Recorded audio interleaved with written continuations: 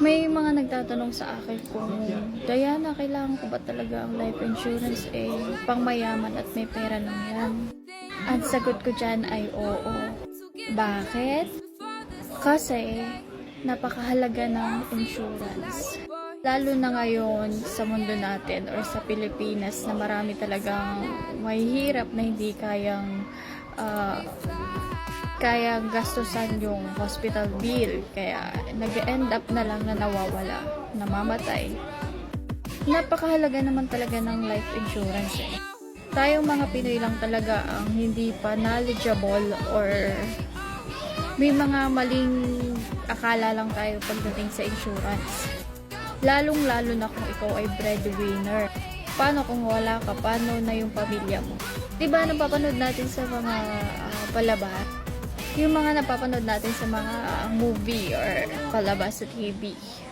Na kapag namatay ang breadwinner o yung bumubuhay sa pamilya, naghihirap na sila. Kasi nga, wala silang life insurance or hindi nakakuha ng life insurance yung breadwinner. Kasi ang life insurance, napakaraming benefit yan. Isipin mo na lang na ikaw ang breadwinner tapos pag nawala ka, paano mabubuhay ang pamilya mo? Paano makapag-aral, makapagtapos ng pag-aaral yung mga anak mo? Paano na yung misis mo or yung asawa mo? Gusto mo ba siyang makitang naghihirap para itaguyod yung mga anak mo or kukuha ka na lang ng life insurance in case na mawala ka, merong maiiwan sa kanila. Oo, totoo yun na may maiiwan talaga sa kanila. Kasi sa buhay ng tao, hindi naman natin masasabi kung kailan tayo mawawala, kung kailan yung aksidente.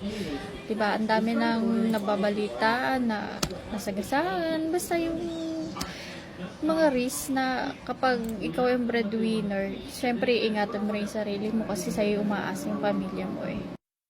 Pero ang good thing doon, kapag kumuha ka ng life insurance, tapos buhay ka pa hanggang age 75, meron kang makukuha na return of premium. Isa yun sa benefits. At isa pa, pwede ka mag-loan. Kunyari may single ka, or sabihin na lang natin na may pamilya ka na pero hindi pa kayo kasal. Then, balak niya nung magpakasal, saan ka kukuha ng pera? Pwede kang mag-loan doon. Pero hindi yun yung babayaran mo agad, yung may due date. Nakadepende sa'yo kung kailan mo babayaran. Pwede ikakaltas sa cash value mo, yung makukuha mo. Tapos, ang pinaka-focus talaga ng life insurance or health insurance is yung medical cost or hospital cost.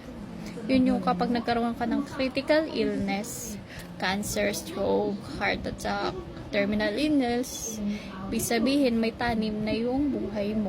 Then, meron din siya sa minor critical illness. Kunya ng mga dengue, gano'n. Kung meron ka pang anak, merong pa built-in coverage pa na 200,000. Dapat married kayo. Ano kung 4 ang anak mo? First, sino yung unang ma-diagnose? Siya yung unang makakagamit nun, ng 200,000. Kaya, kung ikaw ay breadwinner na nag-iisip din para sa future ng pamilya mo, huwag ka nang mag-isip pa kasi affordable lang ang insurance. Nakadepende yan sa edad mo. Kung mas bata, mas nasa 20s ka pa lang, mas mura. Kung umabot ka na ng 40s, syempre, medyo mahal na yun. Kaya mas mainam kumuha ka habang bata ka pa. Ang mga na-generate ko, nasa 29-30.